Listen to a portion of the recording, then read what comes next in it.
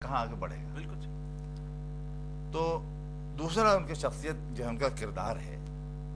یعنی اب آپ یوں کہیے کہ امام احمد رضا تمام علوم و فنون کے ماہر اور صاحب کردار، اس کا نام ہے امام احمد رضا.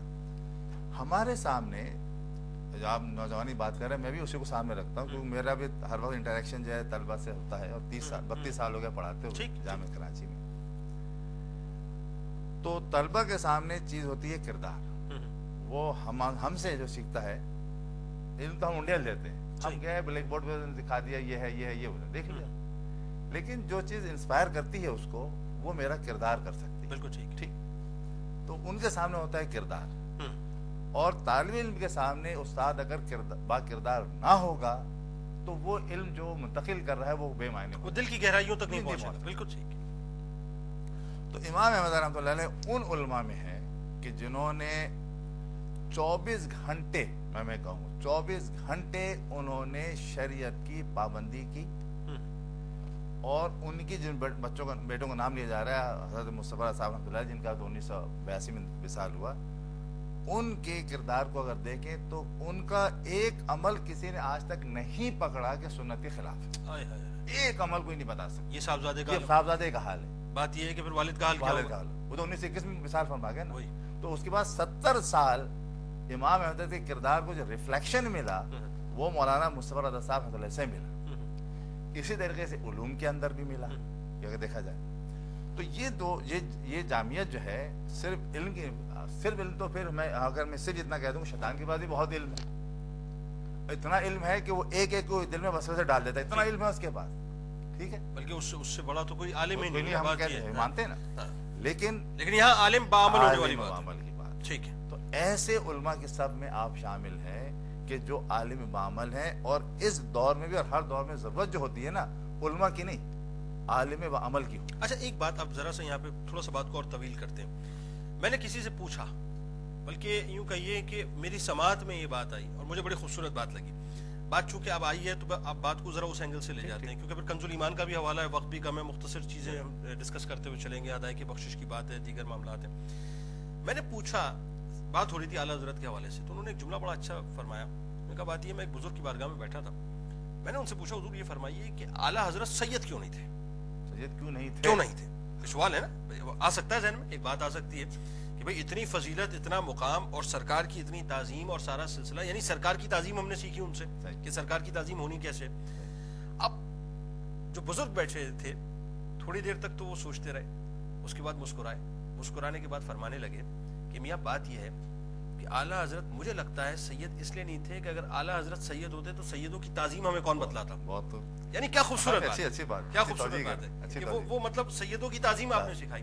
اب ذرا سے ڈاکٹر صاحب اس اینگل سے آتے ہیں ذرا بات کو لے کے کہ عشق مصطفیٰ صلی اللہ علیہ وآلہ وسلم جو ہمیں ان کی شاعری میں نظر آتا ہے، جو ہم کنز الایمان کے جب تراجم پڑھتے ہیں ہمیں نظر آتا ہے کہ کہیں کوئی ایسا موقع، کوئی ایسا لفظ، کوئی ایسا سینٹنس، کوئی ایسا نقطہ نظر نہیں آیا کہ جس میں ذرا سا بھی یہ محسوس ہو کہ کوئی جھول محسوس ہو رہا ہو یا کہیں کمی رہ گئی ہو.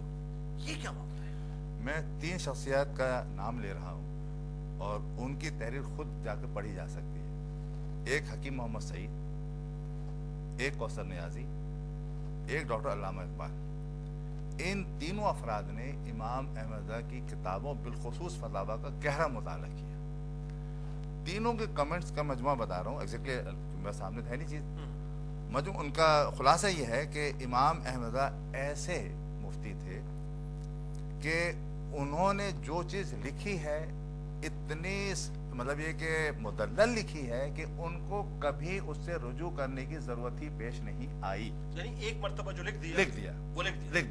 حالانکہ تاریخ کے اندر یہ باتیں موجود ہیں کہ بڑے بڑے مفتیان نے اپنے وقت میں فتوے دیے ہیں اور ان کو رجوع کرنے کی ضرورت پیش آئی. اور بہتری کی طرف آپ اعلیٰ حضرت رحمۃ اللہ علیہ کے ساتھ کے مفتیان کو لے لیں، ان کے بعد کے مفتیان کو لے لیں اور فتاوی دیکھ لیں تو آپ کو نظر آئے گا انہوں نے اپنے فتویٰ واپس لیا. اچھا یہ کوئی عیب نہیں ہے، بات ہے کہ اتنا علم پر دسترس نہیں ہوتا، لیکن امام احمد رحمۃ اللہ علیہ جو فتویٰ دیتے تھے تو وہ تمام علوم کے آسپیکٹ کو جانتے تھے. وہ اس وجہ سے ان کو ضرورت ہی پیش نہیں آتی تھی کہ کہیں خدا نخواستہ ان سے کوئی ایسی غلطی ہو جاتی. ٹھیک ہے، غلطیوں کو پتلا انسان ہے، اس سے کوئی انکار نہیں، لیکن اللہ ہی رب العزت جس کو چاہتا ہے غلطیوں سے محفوظ فرما دیتا بات ہے. کو جاری رکھیں گے ڈاکٹر صاحب. ناظرین بہت سی گفتگو انشاءاللہ آج ہوگی اور میں کوشش کروں گا کہ اس مختصر وقت میں اعلیٰ حضرت کے حوالے سے جو کچھ آپ تک پہنچا سکیں انشاءاللہ پہنچائیں گے. ملاقات کرتے ہیں آپ سے ایک مختصر سے کے بعد. الف اللہ چمبے دی بوٹی. خوش آمدید خواتین و حضرات. اعلیٰ حضرت امام احمد رضا خان علیہ رحمۃ الرحمن کے حوالے سے اس خصوصی نشست میں ایک بار پھر آپ کا میزبان محمد جنید اقبال حاضر خدمت ہے. ڈاکٹر صاحب بات ہو رہی تھی ابھی جیسے بریک سے قبل کہ اعلیٰ حضرت نے کئی سیکٹرز پہ کام کیا اور کمال بات یہ ہے کہ جو کام کیا وہ اپنے عروج پہ نظر آتا ہے.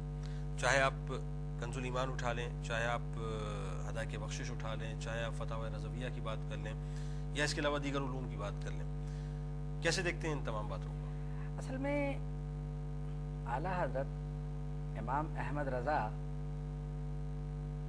کا اگر مطالعہ کرنا ہو تو انہیں ایک تحریک سمجھ کے مطالعہ کیا جائے. واہ. یعنی مولانا ایک تحریک ہے. اب تحریک ظاہر بات ہے کہ جس انداز میں چلتی ہے اسے ہر چیز کی ضرورت ہوتی. ان کا بھی تھا مسئلہ اور غالباً بلکہ یقینی طور پر ان کے لیے تحریک چلانا اس لیے آسان ہو گیا کہ عشق مصطفیٰ صلی اللہ تعالیٰ علیہ وسلم نے ان کی بڑی مدد کی. کیا بات. اچھا آپ کو ایک بات بتاؤں, یہ کہا جاتا ہے کہ فلاں صاحب پابند سنت ہیں, یہ بڑی اچھی بات ہے. اعلیٰ حضرت پابند سنت تھے, بہت اچھی بات ہے. لیکن میں آپ کو ایک بات بتاؤں کہ پابند سنت ہونے میں جو چیز مددگار ہوتی ہے اس کا ہم نے کبھی نہ سوچا نہ کبھی اس کی طرف غور کیا, وہ ہے محبت رسول. سبحان اللہ. کیونکہ محبت ہوگی تو اتباع تو اتباع کرنا آسان ہو جائے گا, محبت نہیں ہوگی تو ہر چیزیں بڑی سستی ہوگی. اس کا ایک بہت واقعہ آپ کو سناؤں کہ کسی موقع پر یہ ہوا کہ اعلیٰ حضرت عام طور پر کھانے پینے میں یعنی کم ہی دلچسپی لیتے تھے اور کھانے پینے کی جو اشیاء ہیں انہیں بڑا احتیاط سے استعمال فرماتے تھے. تو کوئی پھل غالباً ان کے سامنے آیا تو انہوں نے یہ کیا کہ جو پھل کاٹ کر رکھا گیا تھا تو اس کی جتنی قاشیں تھیں وہ سب کھا لی انہوں نے. تو کسی نے پوچھا کہ حضور آپ تو بڑے قلیل الغذا ہیں, مسئلہ کیا ہے, آج کیا ہوا؟